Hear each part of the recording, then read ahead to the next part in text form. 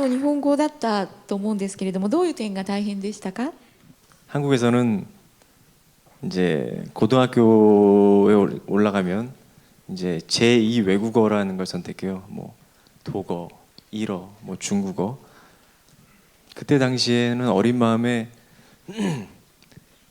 이제 학교 분위기가 독어를 선택하는 아이들이 괜히 공부 잘해 보이고 그래서 독어를 선택했었는데 그거를 너무나 후회했고 이 작품을 찍으면서 이제 이 영화를 잘 마무리하고 또 한국 돌아가선 일어 공부도 열심히 할 생각입니다. 예.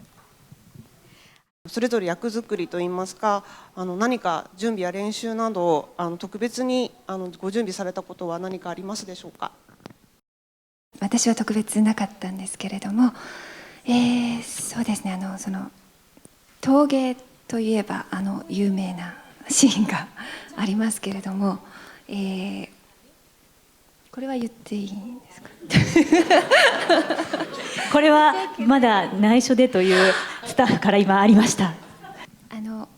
役作りに関しては改めていいですか？思い出されました。ちょっと失言したので頑張りたいと思います。役作りに関してなんですけれども、一人の女性として、もう一度恋をするとしたらどういうふうに愛を育んでいくのかなという思いの方を重きを置いて演じました。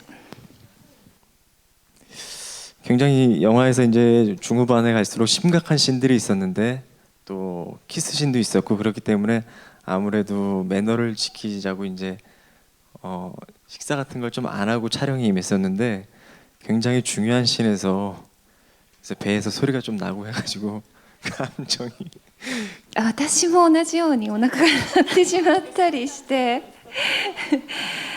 今聞こえたかなと思いながら撮影しているところもありましたし。